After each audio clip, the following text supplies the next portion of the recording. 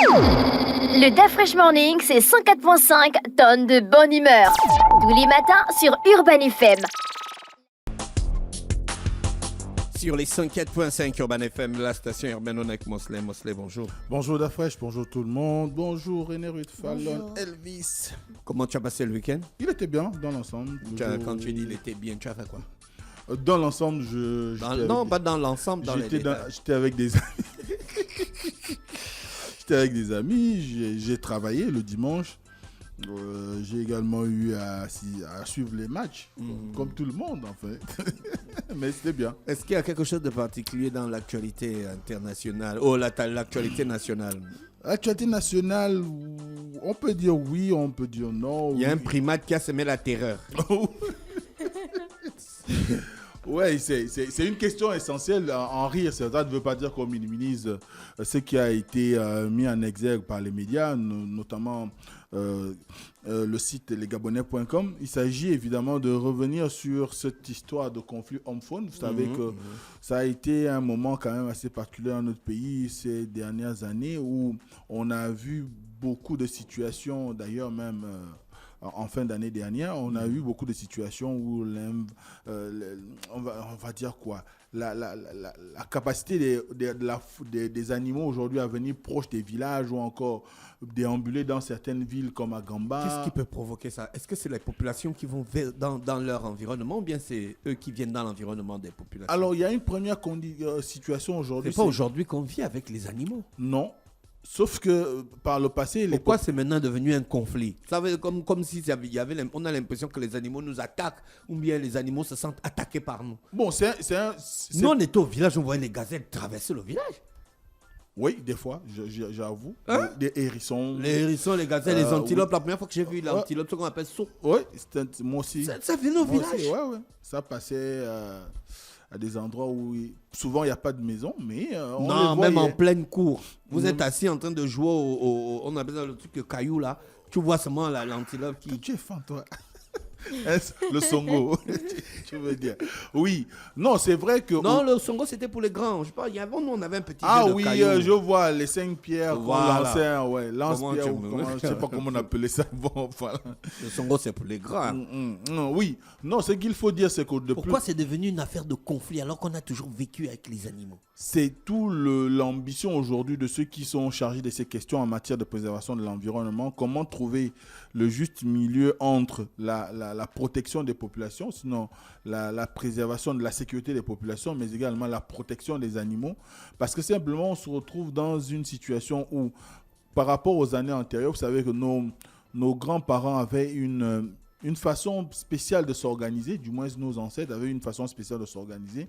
Vous aviez par exemple un village où il y avait un certain nombre de zones qui étaient dédiées à des types d'activités. Il y avait aussi des zones qui étaient préservées, qui sont pour beaucoup aujourd'hui les débuts de ce qu'on appelle aujourd'hui les aires protégées, parce qu'il y avait des pans entiers d'une forêt qu'on pouvait dédier à des questions de sacralité ou encore qu'on pouvait déclarer impénétrables. Parce que simplement, il y avait une certaine manière de voir le monde chez les anciens qui faisait que on vous disait, bon, telle zone dans notre village, elle est interdite à la chasse, à la pêche, et même aux activités de cueillette et tout ce que vous voulez.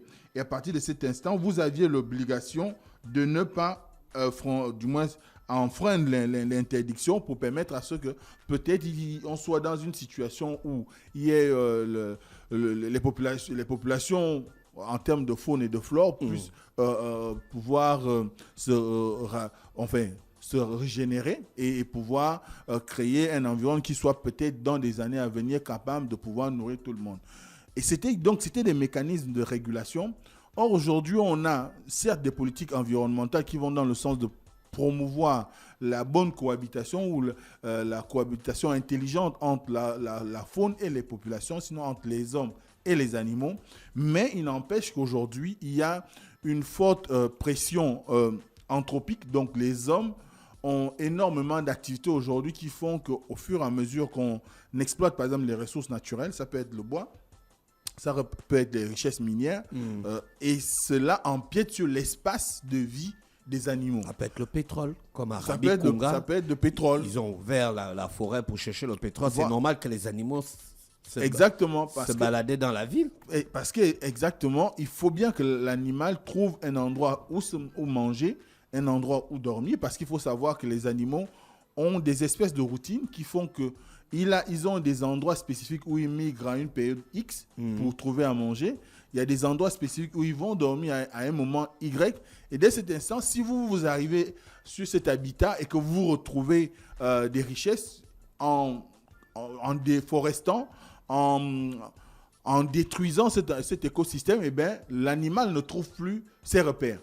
Et quand il perd les repères, il va là où il peut facilement trouver à manger. Et ce qui fait qu'aujourd'hui, les éléphants sont proches des villages parce que de plus en plus, on a commencé, parce qu'il faut se souvenir que par le passé, nos parents faisaient des plantations à 2-3 km du village, mais avec l'exploitation forestière qui a amené petit à petit les animaux vers ces plantations-là, les gens ont tendance maintenant à venir plus proche des villages, mais malgré cela, les animaux, puisque les concessions s'élargissent, les concessions s'agrandissent, donc ils sont obligés de venir aussi vers ces plantations-là pour manger. Maintenant, pour le cas du chimpanzé ou du primate qui a fait irruption à Boué, il faut savoir que Boué est situé dans une zone particulière. Cette zone particulière, c'est le parc national de la Lopé. Et le parc national de la Lopé, c'est une aire protégée et dans cet environnement, on ne peut avoir qu'une surpopulation. Et c'est normal qu'on trouve un animal qui puisse se perdre et qui se retrouve en ville, au milieu des gens, parce que simplement, il s'est écarté du troupeau et cherche comment peut-être retrouver son environnement. Mais ce qui a été dit, c'est que, bon, pour le cas de Boué, il n'y a pas eu d'agression. Selon ce que nous rapportent les sites d'information, notamment les Gabonais.com ou encore AGP, il n'y a pas eu d'agression, mais il y a eu beaucoup plus une intervention rapide parce que lorsqu'on a constaté que c'est une vidéo qui circulait sur les réseaux, lorsqu'on a constaté qu'il y avait ce chimpanzé qui déambulait dans la ville, eh bien, le préfet a été prévenu. Il a à son tour prévenu le gouverneur de la province, Christian Leka, qui, elle, a fait appel au service du CIEMF pour pouvoir arriver à neutraliser l'animal pour le ramener dans son écosystème. Parce qu'il faut savoir que le CIEMF a une base de recherche au sein de la LOPI. J'ai vu des publications des enseignants qui ne faisaient que se plaindre sur les réseaux sociaux et qui parlaient de rémunération. Il y a une phrase qui est sortie et les militaires simples soldats perçoivent désormais des salaires plus élevés que ceux des enseignants de catégorie A1. Étant donné que je pense samedi 3 février 2024 à Martin-le-Labou, la CONACYCIAD a appelé ses membres à une assemblée générale. Qu'en est-il? Bon, ce qu'il faut savoir, c'est qu'aujourd'hui, le monde de l'éducation vit quand même un certain nombre de frustrations liées au fait que depuis le début de l'année, il y a eu un certain nombre de mesures qui ont été prises par le CTRI, en l'occurrence par le président de la transition, pour pouvoir permettre à ce que les familles soient quand même dans une situation d'allègement en termes de charges. Vous savez qu'il y a eu la décision de la gratuité des frais de scolarité. Et cette gratuité des frais de scolarité a entraîné quand même un certain nombre de dysfonctionnements dans les établissements. Vous allez aujourd'hui dans les lycées et collèges de Libreville ou même de l'arrière-pays, c'est vraiment le système D pour avoir de la craie. Les salles de réprographie ne sont plus alimentées parce que les chefs d'établissement disent ne pas avoir de budget pour acheter du papier ou de l'encre. Donc dès cet instant, les enseignants sont confrontés aux défis qui ne devraient pas relever de leur charge. Vous-même, vous faites des photocopies pour pouvoir faire des devoirs, vous-même, vous imprimez les devoirs, vous-même, vous êtes en charge de l'achat des craies. Moi, j'en ai acheté. J'ai acheté un paquet de craies que j'utilise depuis le début d'année. Et à un moment donné, c'est frustrant. Surtout que quand on sait que derrière, il y a encore des questions en rapport avec le traitement même de l'enseignant, notamment les situations administratives, malgré les discours qui ont été prononcés à la prise de pouvoir par les militaires à travers le chef du gouvernement de la transition, le monde aussi appelant, du moins confirmant l'idée qui a été lancée, du moins le projet qui a été engagé par Oligui Nguema, celui de pouvoir régulariser toutes les situations administratives. Il n'empêche qu'aujourd'hui, le fait qu'il y ait une omerta sur cette question, bon, beaucoup se posent des questions. Un silence. Un silence sur cette question. Beaucoup continuent à se poser des questions parce que vous avez aujourd'hui des générations depuis 2011 qui n'ont pas encore bénéficié, par exemple, pour beaucoup, de la titularisation ou encore qui ne bénéficient en rien d'une certaine avancée en termes de carrière.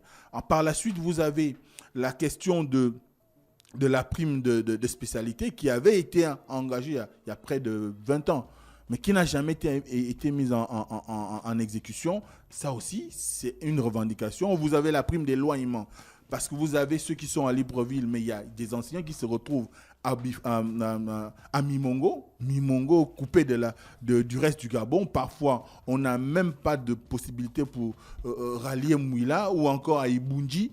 Si vous allez même encore à Popa, c'est compliqué parce que si on vous affecte à Popa, à un certain niveau, vous devez porter vos bagages ou vos baluchons sur la tête pour rejoindre votre lieu d'affectation. À telle enseigne que même le préfet, quand je me rappelle encore lorsque j'étais en affectation dans le Guelolo, le préfet de Popa était obligé d'avoir son bureau à Koulamoutou parce qu'il ne pouvait pas aller à Popa.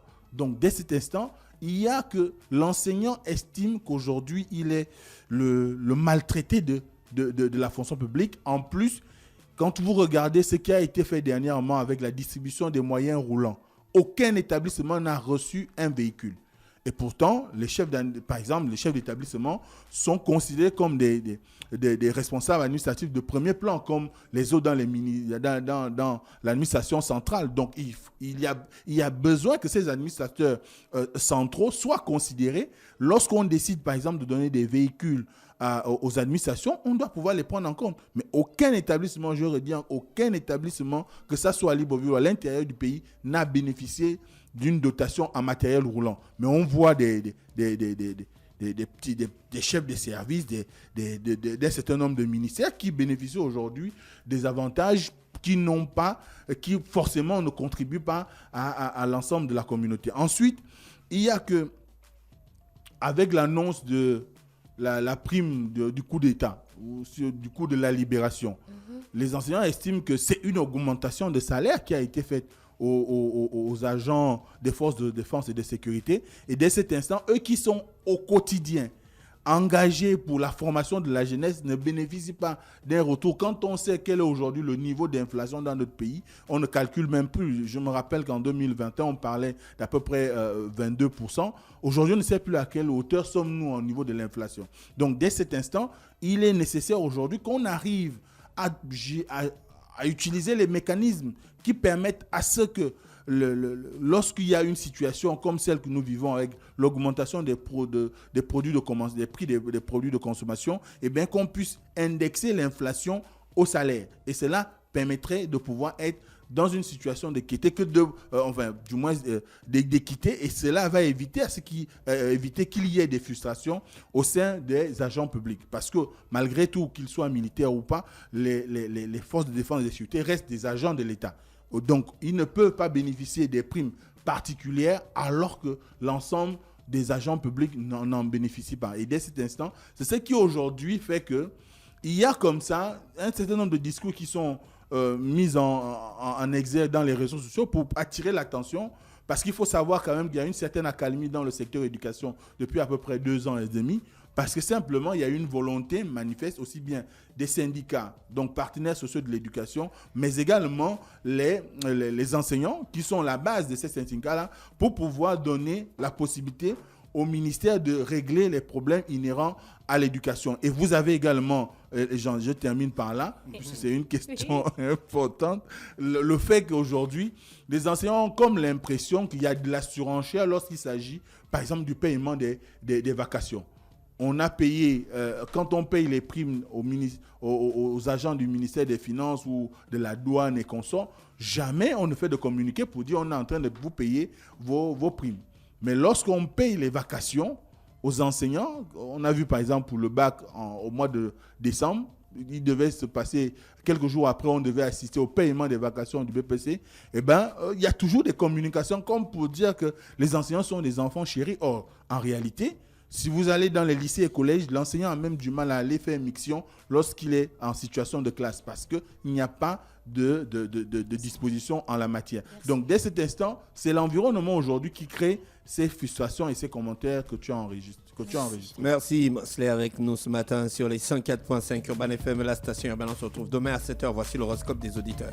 Chers auditeurs, Le DaFresh Morning, c'est 104.5 tonnes de bonne humeur. Tous les matins sur Urban FM.